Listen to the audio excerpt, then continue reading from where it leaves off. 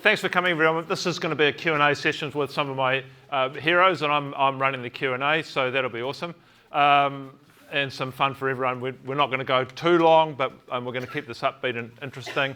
I'm a professor of public health. I guess public health has really been around studying the thing. Humans tend to invent cool things, and then at some stage in the future they realise that things have gone not as quite as they had thought. They built wells in London because they got sick of trudging down to the dirty old Thames, and then they discovered that in fact some of them had cholera and were killing people. Or Her Majesty's naval ships were sent overseas and they conquered the world for better or worse, and they discovered that half the men on those ships died of scurvy, so they would do something at a later date to discover the consequences. And that's no different than I think what we're doing now, which is discovering the consequences of sometimes what we thought were cool inventions and sometimes other things going on. So we'll talk a bit about that today. I just want to reintroduce a few of, well, actually all these men around me, but... Ooh. Whoops. Some gender equity editor, Dr. Tayler. Ooh. But I'd like to start with Gary Taubes. He's one of the reasons I've a career academic studying and doing the wrong things, telling people to eat the conventional wisdom, the things that I've been told. I read a book called Good Calories, Bad Calories, and then it's the slightly easier to read, frankly, Why We Get Fat and What to Do About It when it came out. That would be fair, Gary, I think. But both were masterpieces, and I contacted Gary out of the blue on the email. I said, I'm in Oakland, I'd like to come to your house, which is kind of creepy. But he didn't object, and he went around and gave me some coffees out of his large thermos, and you can only get it black around there. And so I just want to thank you for allowing me to overcome my dissonance through your work, and that's going to be one of my first questions to you about that. Peter Brookner, who wrote the foreword for my What the Fat Sport Performance book. We've been interested in sport performance, and Peter's work across the world's best sports teams, except for the All Blacks. You guys still in that Rugby World Cup? Just. We struggled to beat Georgia. They're a big team last night. Oh, they did. That's true. But he's been an absolute hero, and I think what he's seen with Sugar by Half, particularly in more recent times in his public advocacy, has been fantastic. David Unwin stood up, and he's ended up, thank you, writing the forward for the UK version of our book, What the Fat, that was more recently released. So thank you so much, and thank you for the leadership you showed, because you've certainly given the general practitioners in our communities in New Zealand and now I hope Australia a real belief that they can change. And lastly, Rod Tayler, who started, we went to the St Kilda Town Hall. This is around the time Marianne Damasi was being kicked out of the ABC in a series of very unfortunate events around her Catalyst show. And it was about, I was expecting to see dead people lying in the streets of Melbourne from going off their statin medications and that sort of thing. No such thing has happened, and Low Carb Down Under has grown from a small gathering in Rod's living room to what you see today. So thank you for supporting that. And his comment today about the library of work on Low Carb Down Under reminds me, of course, of the quality of material there, but that we should do something further about it, and people could formally work their way through that and get CME and other points for that. So thank you, everyone.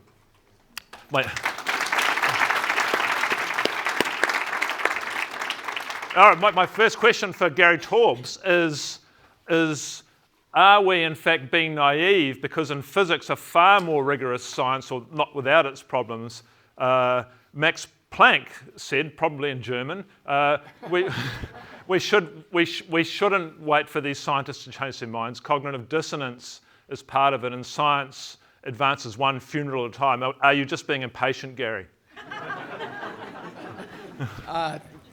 Yeah, thank you. I'm going to give you the pessimistic answer and the optimistic answer. So the pessimistic answer is, when I went into this, I thought we could convince scientific researchers to do the kind of research necessary that would provide the evidence necessary to change their minds, and I no longer believe that's true. And they now believe that I'm hopelessly biased, and I believe that not only is their cognitive dissonance so bad, but if the last chapter of Good Calories, Bad Calories, I don't know if you remember this, for the 7 of you who could get through it, who got to the last chapter, I talk about never using the word scientist to describe these people, because I don't believe they function as scientists. And the culture of science in the fields of nutrition and obesity and diabetes and public health and in part medicine, largely in medicine, is not a functioning science. And as such, the problem with this field is not that we have to wait for the funerals to come along, but these people, the culture hasn't changed because that culture gets handed down from generation to generation. So we have a generation, if I'm right, we have a generation of bad scientists who are teaching that bad science, those bad practices to their younger generation, and those people may not ask questions. So we may be trapped there. And that's the pessimistic answer. But the optimistic answer is that this is a bottom-up revolution. You know, clearly this diet works. Clearly people get healthier when they eat the way doctors are now prescribing. And when I first started in 2000, I think maybe there was a half dozen physicians or a dozen physicians in the world who were prescribing these diets to their patients, and then their diets would see other doctors who would say, you're killing yourself, and would try to get them off it. And today, I think the rough estimate may be a few tens of thousands. And each one is like a note of infection. Each one of you is a note, because their patients get healthier, and they lose weight, and they get off their diabetes drugs, and maybe it might take some time, but eventually the other doctors around them start saying, what are you doing? And can I refer you my patients? And eventually it spreads, and it spreads. And when I used to talk to my former colleagues at NUSI, the Nutrition Science Initiative, about this, I would say it's kind of like we're in a poker tournament. I used to be a poker player. And we're playing poker with 1,000 people in this tournament, and they all cheat. And they talk to each other, and they share their hands with each other, and they manipulate their cards with each other. And God keeps dealing us aces. And the aces are that diet works. Getting off carbs makes people healthier. And as long as that's true, eventually we're going to win. You know, the pharmaceutical industry, the food industry, even the environment, they're all obstacles to getting this information spread widely. But the healthy people walking around who used to have serious chronic diseases is going to change the world. And doctors who believe this is right, and they now do, is going to change the world. People like David Unwin. So.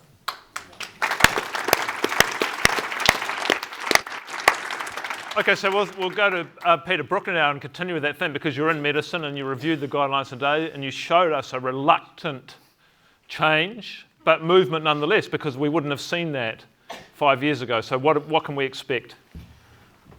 Yeah, look, I think, I mean, as Gary mentioned, I mean, patients are educating doctors. And you know, if there's enough patients coming to their doctor and getting better, you know, even us dumb doctors have to eventually work out that maybe there's something in this. And I think that's the secret. I mean, you know, look, there's many times, you know, really for the last 7 years that I've been on this sort of crusade, if you like. I mean, I've sort of felt embarrassed to be a doctor, to be honest. Really, I mean, I was almost ashamed to be part of this profession that just seems to be blind to what's obvious. I mean, I'm sure you know many of you feel the same way, that when something is so obvious to us, you know, it's very hard to sort of understand why it isn't obvious to everyone. You know, I mean, you know, you clearly that, you know, diabetes is a disease of carbohydrate intolerance. So why do we, you know, why do you people out there, you doctors, prescribe a high carbohydrate diet? You know, isn't that obvious?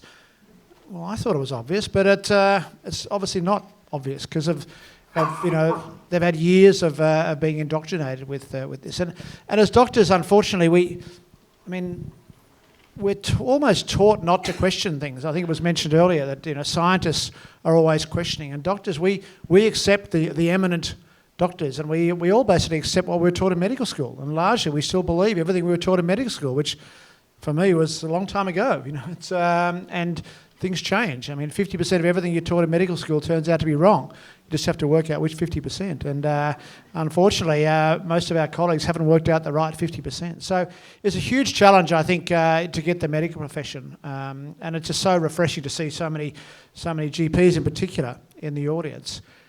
I'd be a lot more enthusiastic if there was a lot of cardiologists and endocrinologists in the audience. But they're a really tough nut to crack, and that's going to be really difficult. Some people very cruelly say, well, we have to wait for this generation of them to die off, but that's probably a little bit harsh. But, that's the big challenge, really, because they still drive policy and they drive guidelines and so on. I mean, GPs can do things at the coalface, but ultimately it's the specialists that have all the power.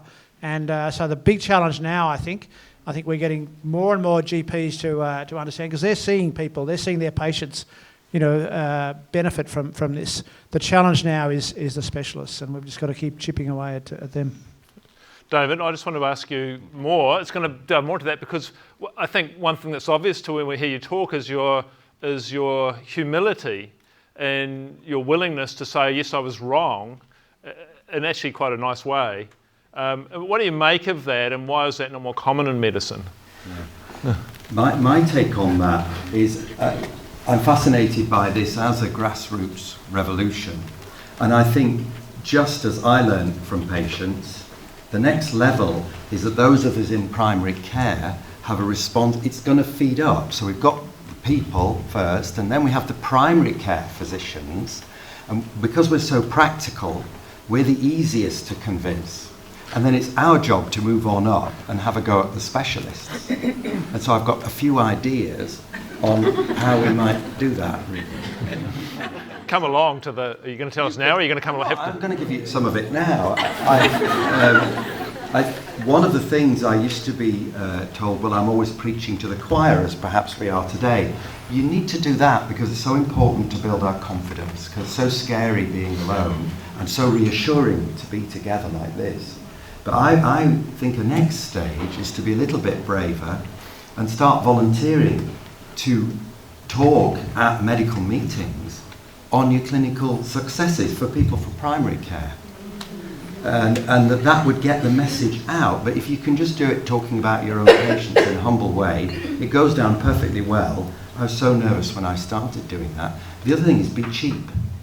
Because if you are a free date, then you'll find you get invited back. So I became a very cheap date in the UK. But I'm invited to speak 3 times a week at least now.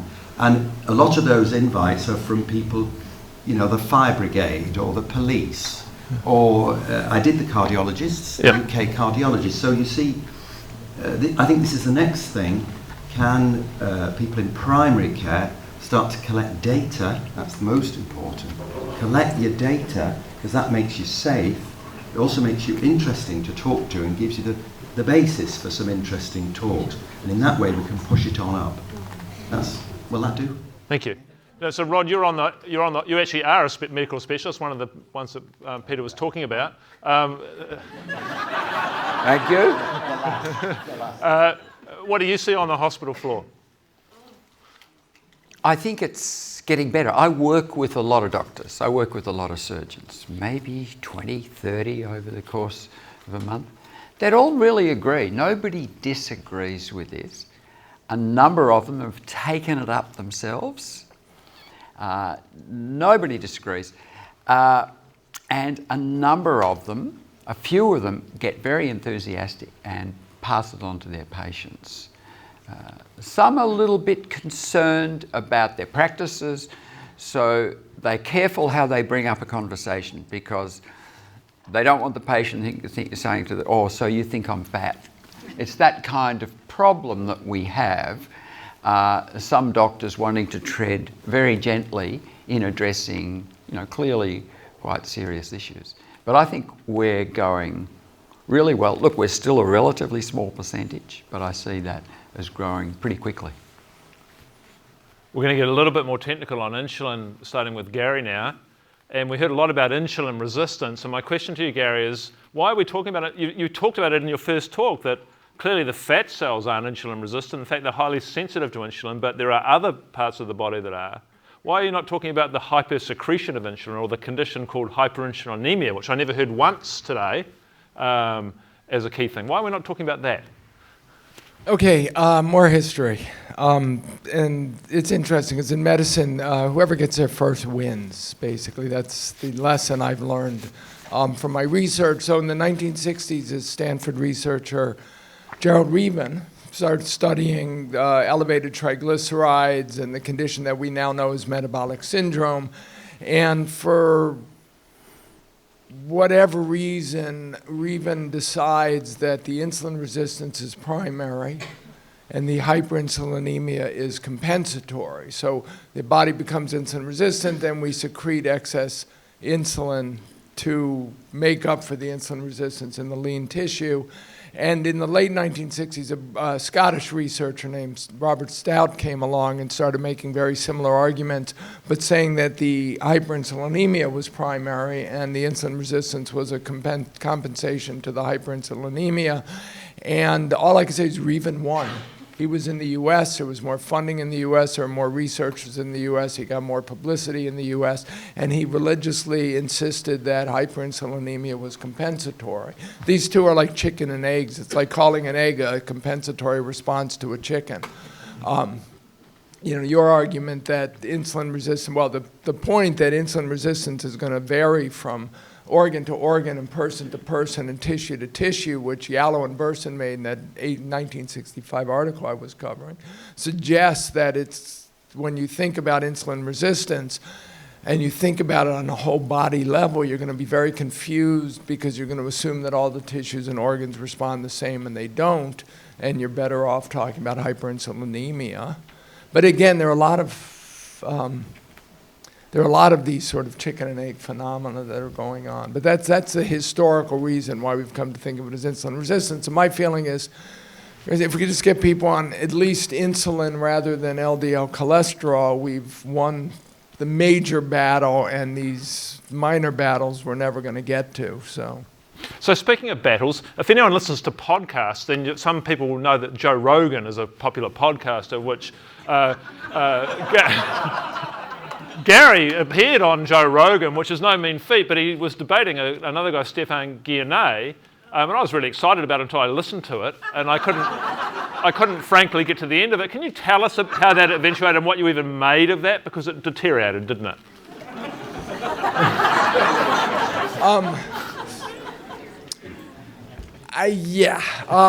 Okay, so three of the most uncomfortable hours of my life. I don't know if any of you listened to this. It was excruciating. So Stefan Guillenet, I think I'm pronouncing it correct,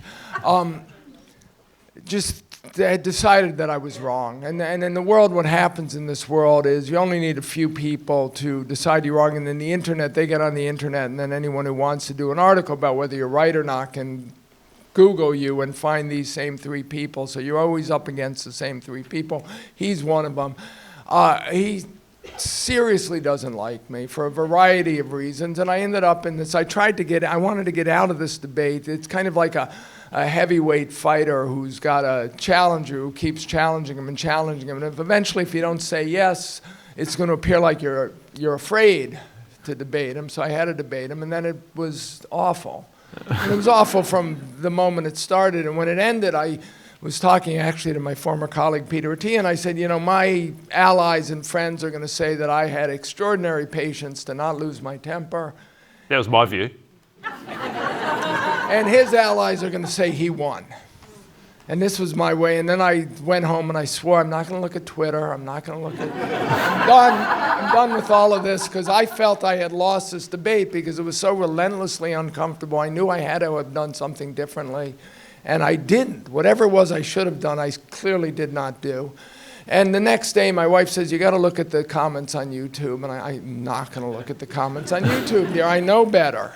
Okay, they're just going to make me unhappy. And she says, they're not going to make you unhappy. Look at the comments on YouTube. And she sends me page shots, texts them to me. And it's 90. So by this time already, Joe Rogan has had 600,000 views and 6,000 comments. And 5,950 are how much these people hated Stefan Guillenet. And they were all in agreement that this was the worst Joe Rogan show ever. But they were blaming him, not me. For the most part. A few of them just didn't like me. But it was that was it. It was a complete waste of time. I wanted to have a discussion. He wanted to demonstrate that I was wrong. I wanted to discuss the issues, and I couldn't figure out how to do it. When somebody is, But luckily he was condescending and smarmy, and people saw that. So. Yeah. Anyway, thank you for asking.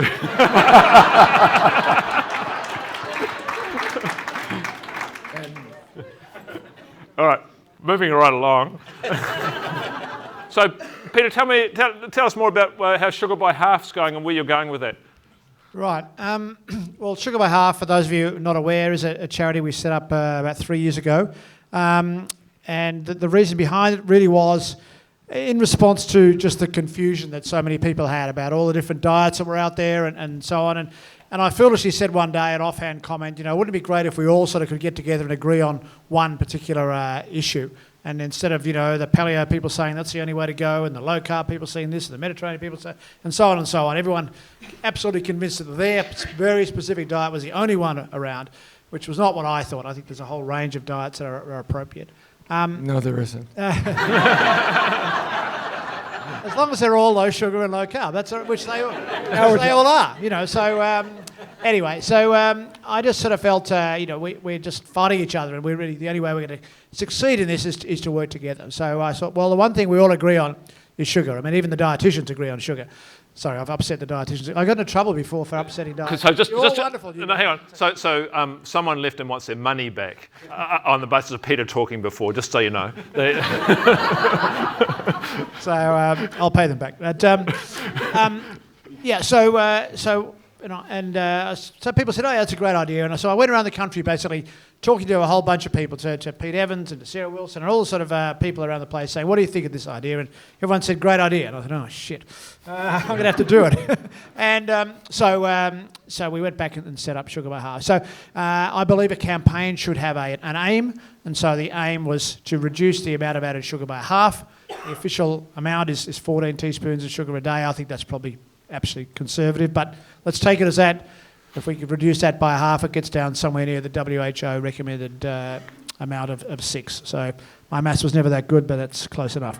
So that was the idea, and I always think that a campaign should have an aim, and that's why we went with Sugar by Half. So and look, to be honest, it's been a lot harder than I thought it would be. I thought, we'll change the world in 6 months or so, and it's taken a little bit longer than that, and we haven't changed the world. But we have made some really good progress. We've got a great group of people involved. We've got a great board involved, a lot of very eminent people. We're starting to get some funding, some philanthropic funding, some various trusts and so on.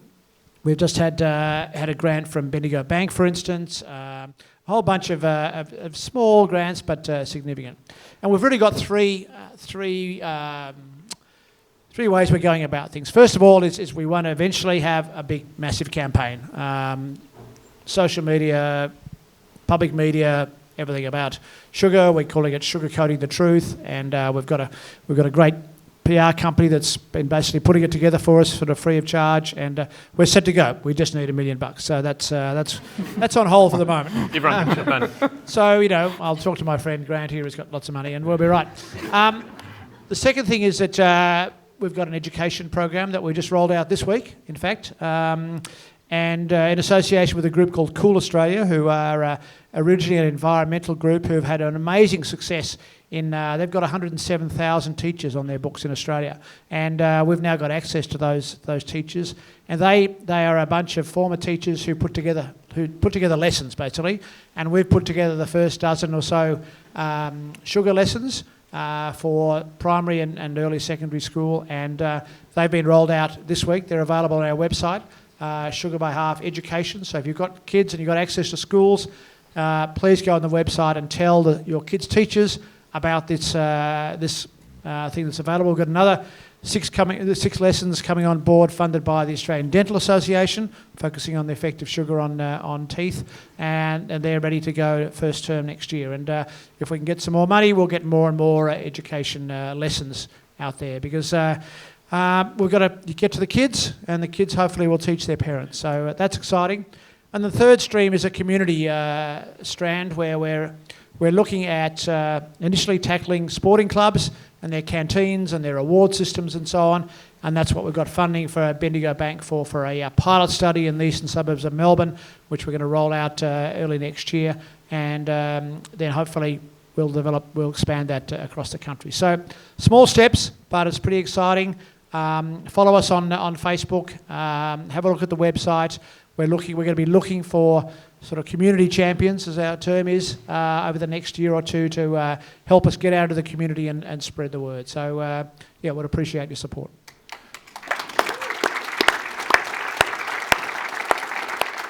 So, David, speaking of community champions, you've showed us some wonderful case studies of your patients and how they've, with some hope and some guidance, have changed their lives. Is there a role for them, and do they play a role with that success in providing support for other patients? And then could they go another step and take some more formal training and become a coach advocate in the system? Yeah.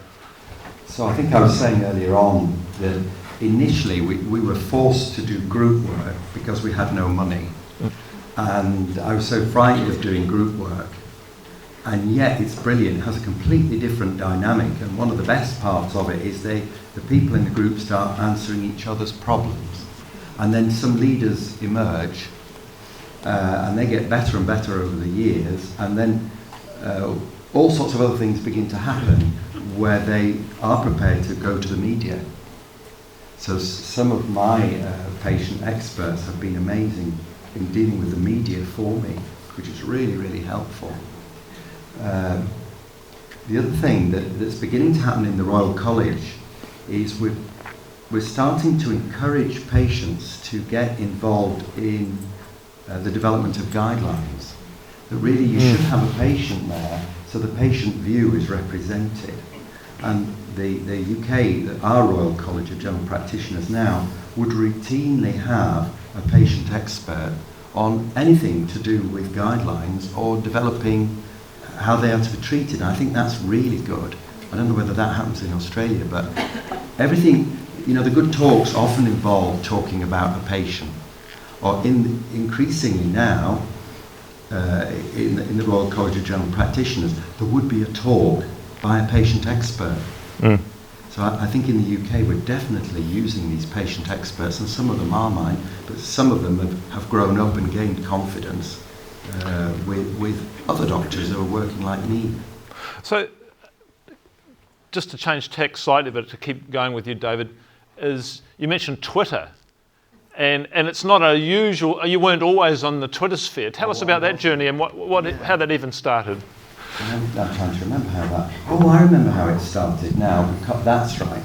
Because some of you know that I was actually removed as a troll in the beginning. So what happened was... Oh, you were the troll. I was a troll. Yeah, I started life on Twitter as a genuine troll. But at the time, I didn't even know what a troll was. So it was a bit confusing. What actually happened was, I think I told you all about the lady who taught me about low carb, and she was part of a secret society, and there were 40,000 people on a low carb group teaching each other, and they were very active on Twitter as well as on diabetes.co.uk, and it was embarrassing that I was suspended as a troll for a bit, but I learned that this is a grassroots revolution and that Twitter is a really important part of it. I had real problems with the Royal College and with my partners because UK GPs are very conservative, and the partners hated the fact I went on Twitter. They thought it was really risky. But I've discovered over time, as long as you remain relentlessly polite, it's reasonably safe. But you've given up trolling. Yeah. But it has some benefits. I think the one thing about Twitter is to consider why would you give up part of your life to do this? One of the advantages is the politicians are susceptible to Twitter. They are. So when your following gets to a certain size, that's partly why Matt Hancock is approaching me and why Tom Watson could find me. It's also a way that journalists can find you. Because if they want a comment rapidly from somebody on diabetes, so you'll discover you start getting a direct message from a journalist.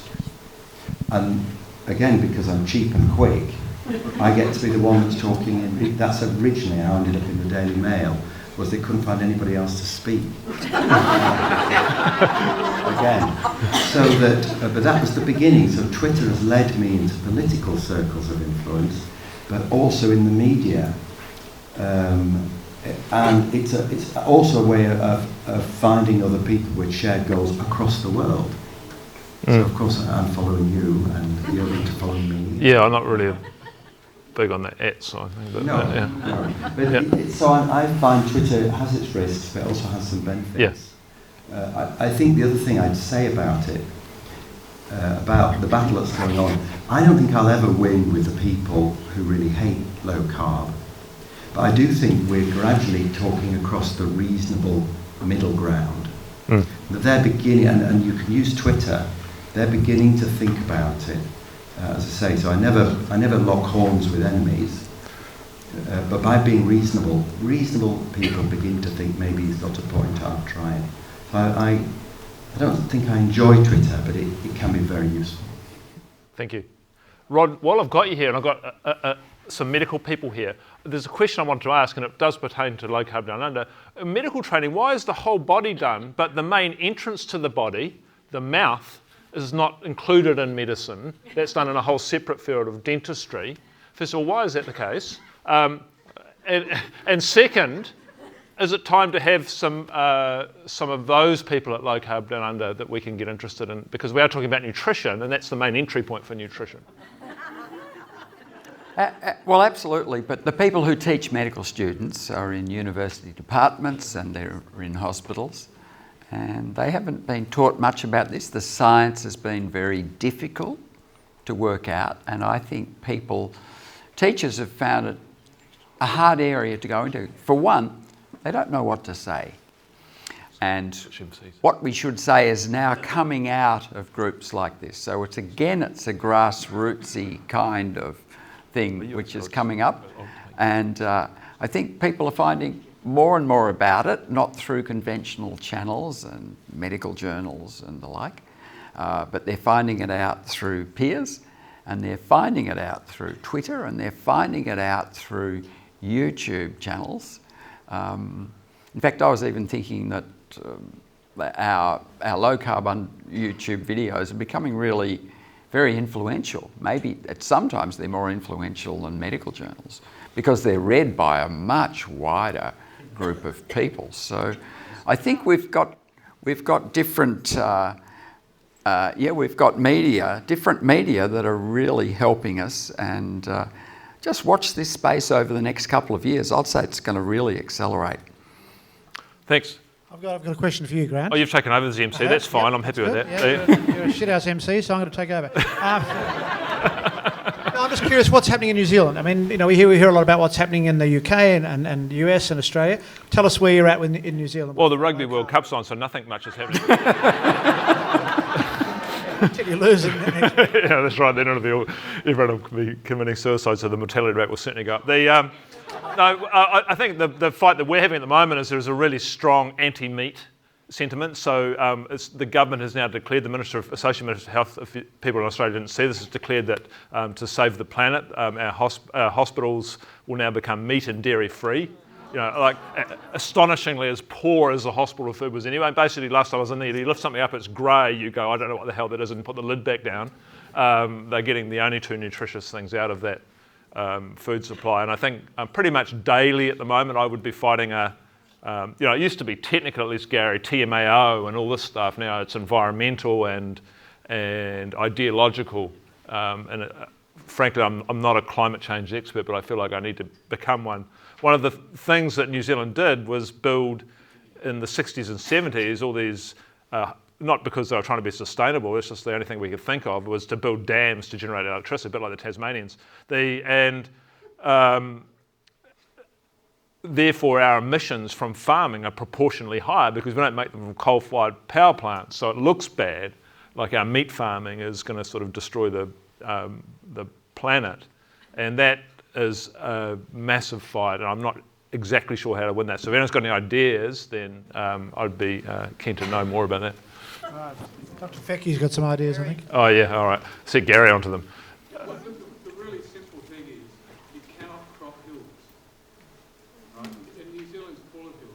Yeah. And ruminants eat grass, which comes from carbon dioxide. So you take the simple things. There's only 4% of the planet's arable at the moment, and we're wasting that with our monocultures. But, there's a very... Whoops, no, you've given me something. Dangerous. That's the very first argument, is that ruminants are actually do have a net positive biological effect. I recommend, this is not a plug for someone else's book, get hold of Defending Beef, which is an interesting read. Nicola Hahn, which is an environmental lawyer, who's also a vegetarian, and she's a cattle farmer. So all of a sudden, it's just a whole lot of those arguments you can start defending. So this is, as you say, this is the next ground to defend. Become informed. I'd like to speak on that. So part of my life is spent managing 5 or 6 bird sanctuaries in the UK. So I've got a kind of eco-interest. I think we should look at this in terms of the best use of each acre of land, bearing in mind caring for the soil, and it should be sustainable, and bearing in mind use of herbicides and pesticides, and also bearing in mind biodiversity. And before we get into an argument, we ought to decide what we think is good. So those are my list of what I think are good. And if you do that, there are some areas, large areas of the UK. And the final thing is add in nutritional density of what you produce. So the quality of the food, how you look after the soil, the use of pesticides and herbicides as each acre of land.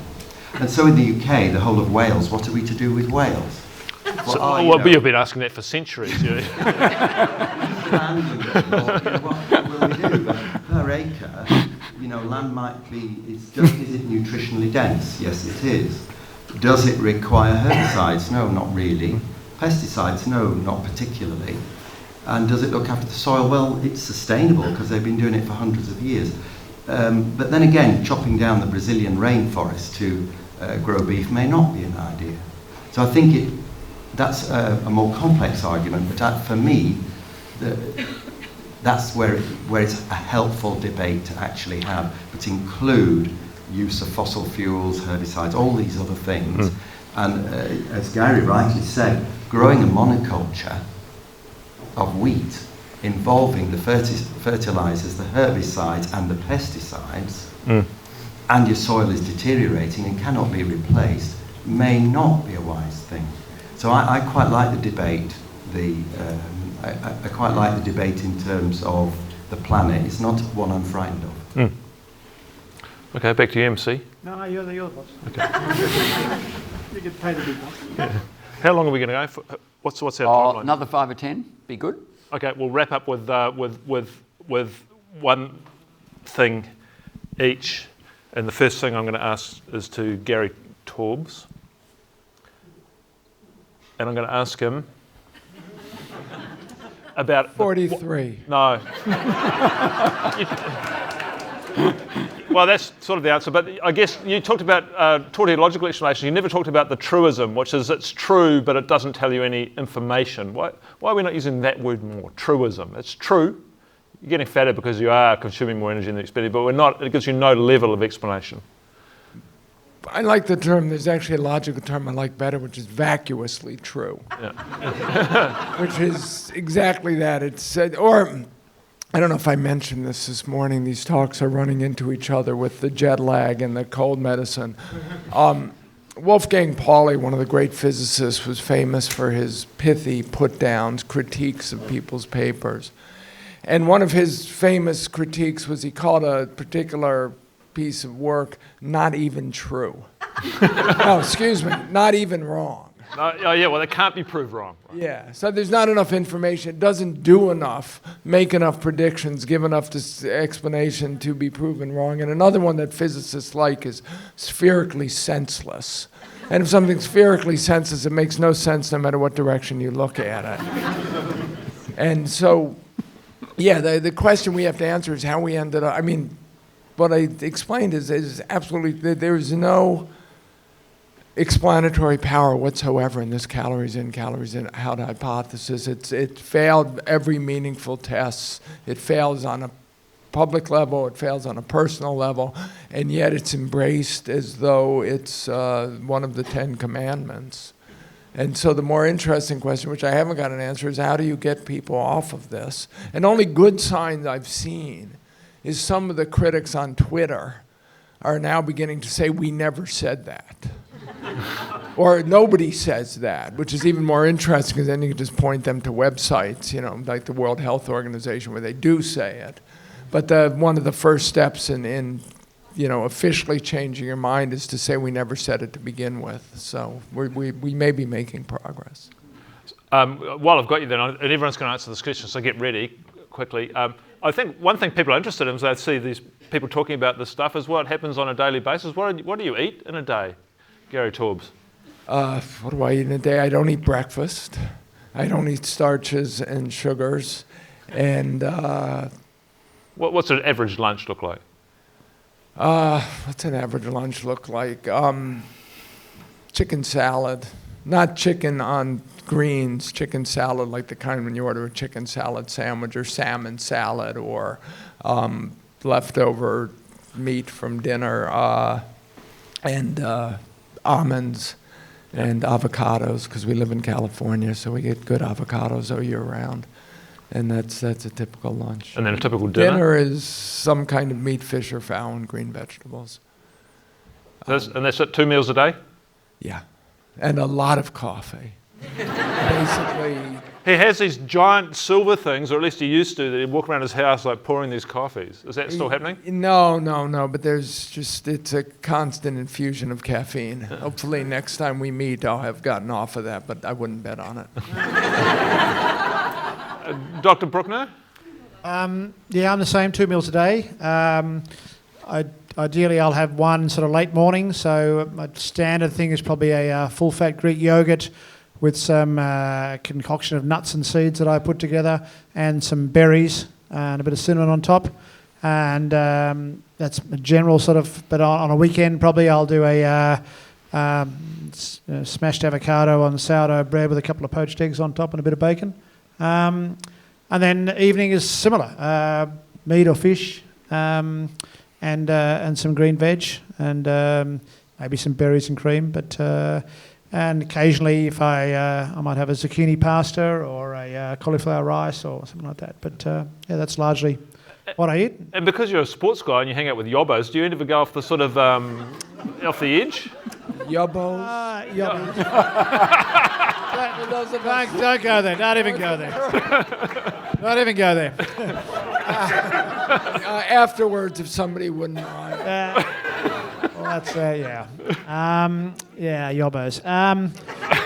Look, I go down to the footy club every Thursday night, and they put on a meal down there, and even though Sugar by Half is one of the football club's sponsors, I have to say that it's not ideal some of the time, but I'll have the odd lasagna or something like that, or a chicken parma, which is the standard pub meal in this country. But look, I'm not super strict. If I'm out somewhere and someone serves me something, I'm never going to knock it back or complain. But by and large, 95% of the time, I stick to my routine. Okay, well, I'm sure Peter will be happy to explain the Australian concept of the yobbo later. Dr. Unwin, let's just talk about the daily eating. I'm continuing this idea that I'll experiment on myself before I start suggesting it to patients. So I've become intrigued by the carnivore diet. I have become intrigued by it, all sorts of aspects of it. And of course, we live on a small holding at home, so I'm producing all my own meat anyway. So save money. And it's cheap for me. It's cheap.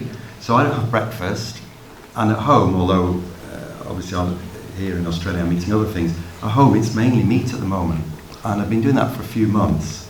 And I have to say, so far, I feel absolutely fine. In fact, you never know whether it's a bias, do you? But I'm certainly fine.